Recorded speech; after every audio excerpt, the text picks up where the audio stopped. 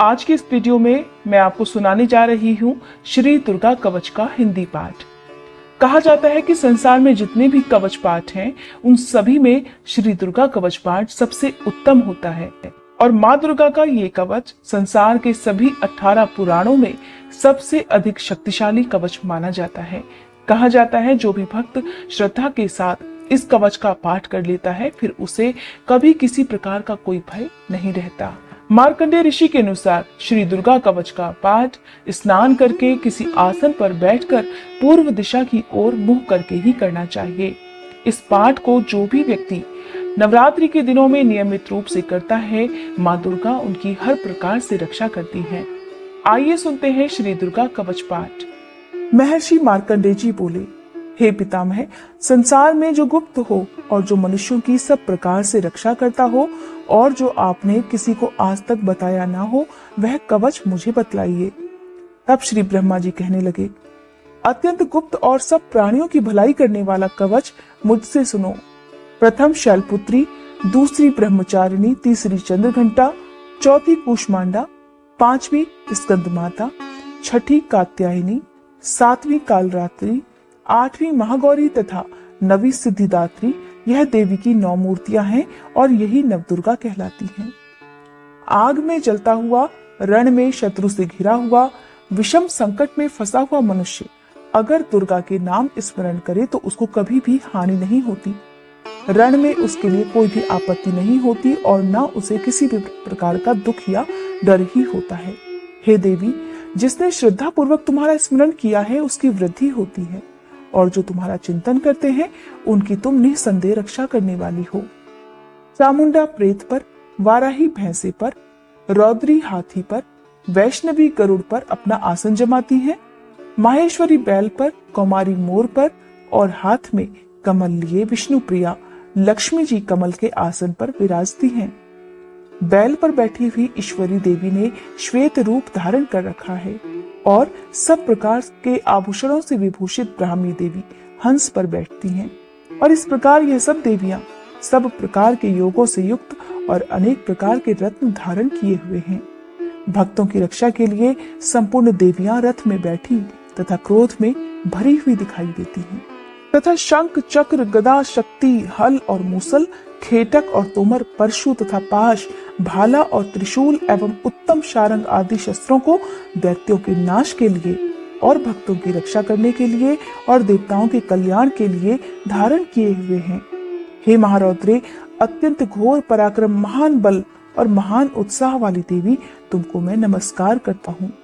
हे देवी, तुम्हारा दर्शन दुर्लभ है तथा आप शत्रुओं के भय को बढ़ाने वाली हैं। हे जगदम्बिके, मेरी रक्षा करो। पूर्व दिशा में ऐन्द्री मेरी रक्षा करे, अग्नि कोण में अग्निशक्ति, दक्षिण में वाराही देवी, नैऋत्य कोण में खड्गधारिणी देवी मेरी रक्षा करे, वारुणी पश्चिम दिशा में, वायु कोण में मृगवाहिनी, उत्तर में कौमारी और ईशान कोण में शूलधारिणी देवी मेरी रक्षा करे, ब्राह्मणी ऊपर की ओर से मेरी रक्षा करे और वैष्णवी देवी नीचे की ओर मेरी रक्षा करे। और इसी प्रकार शव पर बैठी चामुंडा देवी 10 दिशाओं में मेरी रक्षा करे। जया देवी आगे, विजया पीछे की ओर, अजिता बाईं ओर, अपराजिता दाहिनी ओर मेरी रक्षा करे। उद्योतनी देवी शिखा की रक्षा करे तथा उमा मस्तक में स्थित होकर मेरी रक्षा करे। इसी प्रकार ललाट में मालाधारी देवी रक्षा करे और यशस्विनी देवी मेरी भौहों का संरक्षण करे। भौहों के मध्य भाग में त्रिनेता, नथुनों की यमघंटा देवी रक्षा करे। नेत्रों के मध्य में शंखनी देवी और द्वारवासिनी देवी कानों की रक्षा करे। कपोलों की कालिका देवी और कानों के मूल भाग की भगवती शांकरी रक्षा करे। सुगंधा नासिका में और चर्चिका ऊपर के होठ में, अमृत कला नीचे के होठ की, सरस्वती देवी जीभ की रक्षा करे। कौमारी देवी दांतों की और चंडिका कंठ प्रदेश की रक्षा करे। चित्रघंटा गले की घाटी की और महामाया तालू की रक्षा करे। कामाक्षी ठोड़ी की, सर्वमंगला वाणी की रक्षा करे। भद्रकाली गर्दन की और धनुर्धरी पीठ के मेरुदंड की रक्षा करे। कंठ के बाहरी भाग की नीलग्रीवा और कंठ की नली की नलकूबरी रक्षा करे। दोनों कंधों की खड्गिनी और वज्रधारिणी मेरी दोनों बाहों की रक्षा करे। दंडनी दोनों हाथों की और अंबिका देवी समस्त अंगुलियों की रक्षा करे। शूलेश्वरी देवी संपूर्ण नखों की, कुलेश्वरी देवी मेरी कुक्षी की रक्षा करे। महादेवी दोनों स्तनों की, शोक विनाशिनी मन की रक्षा करे। ललिता देवी हृदय की, शूलधारिणी उदर की रक्षा करे। कामिनी देवी नाभि की, गुह्येश्वरी गुह्य स्थान की, पूतना और कामिका लिंग की और महिषवाहिनी गुदा की रक्षा करे।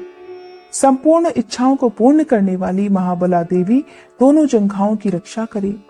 विंध्यवासिनी दोनों घुटनों की और तेजस्वी देवी दोनों पांवों के पृष्ठभाग की, श्रीधरी पांवों की उंगलियों की, तलवासिनी तलुओं की, दृष्ट कराली देवी नखों की, ऊर्ध्व केशनी केशों की, बागेश्वरी वाणी की रक्षा करे। रोमावलियों के छिद्रों की, कौबेरी और त्वचा की बागेश्वरी देवी रक्षा करे। पार्वती देवी रक्त मज्जा वसा मांस हड्डी की रक्षा करे। कालरात्रि आंतों की रक्षा करे। मुकुटेश्वरी देवी पित्त की, पद्मावती कमल कोश की, चूड़ामणि कफ की रक्षा करे। ज्वालामुखी नसों के जल की रक्षा करे। अभेद्या देवी शरीर के सब जोड़ों की रक्षा करे। ब्रह्माणी मेरे वीर की, छत्रेश्वरी छाया की और धर्मधारिणी मेरे अहंकार मन तथा बुद्धि की रक्षा करे। प्राण अपान समान उदान और व्यान की वज्रहस्ता देवी रक्षा करे। कल्याण शोभना मेरे प्राणों की रक्षा करे। रस रूप गंध शब्द और स्पर्श इन विषयों का अनुभव करते समय योगिनी देवी मेरी रक्षा करे तथा मेरे सत्वगुण रजोगुण और तमोगुण की रक्षा नारायणी देवी करे। आयु की रक्षा वाराही देवी करे। वैष्णवी धर्म की तथा चक्रिणी देवी मेरे यश की, कीर्ति लक्ष्मी धन विद्या की रक्षा करे।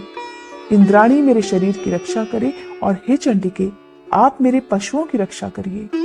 महालक्ष्मी मेरे पुत्रों की रक्षा करे और भैरवी मेरी पत्नी की रक्षा करे। मेरे पथ की सुपतः तथा मार्ग की क्षेमंकरी देवी रक्षा करे। राजा के दरबार में महालक्ष्मी तथा सब ओर व्याप्त रहने वाली विजया देवी चारों ओर से मेरी रक्षा करे। जो स्थान रक्षा से रहित हो और कवच में रह गया हो उसकी पापों का नाश करने वाली जयंती देवी रक्षा करे। अपना सुख चाहने वाले मनुष्य को बिना कवच के एक पग भी कहीं नहीं जाना चाहिए, क्योंकि कवच रखने वाला मनुष्य जहां जहां भी जाता है वहां वहां उसे अवश्य धन लाभ होता है तथा विजय प्राप्त करता है। वह जिस अभीष्ट वस्तु की इच्छा रखता है वह उसको इस कवच के प्रभाव से अवश्य प्राप्त होता है और वह इसी संसार में महा ऐश्वर्य को भी प्राप्त होता है।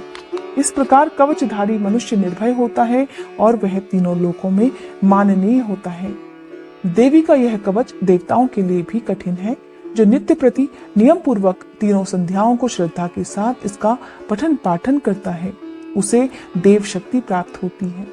वह तीनों लोगों को जीत सकता है तथा अकाल मृत्यु से रहित होकर 100 वर्षों तक जीवित रहता है। उसकी लूता चर्मरोग विस्फोटक आदि समस्त व्याधियां समूल नष्ट हो जाती हैं और स्थावर जंगम तथा कृत्रिम विष दूर होकर उनका कोई असर नहीं होता है तथा समस्त अभिचारक प्रयोग और इस तरह के जितने यंत्र मंत्र तंत्र इत्यादि होते हैं तथा इस कवच के हृदय में धारण कर लेने पर नष्ट हो जाते हैं।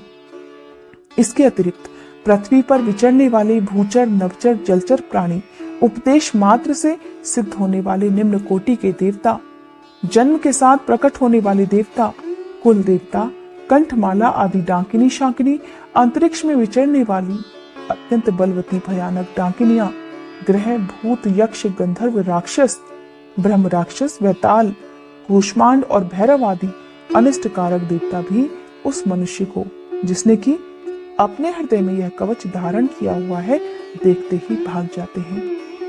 इस कवच के धारण करने से मान और सम्मान बढ़ता है।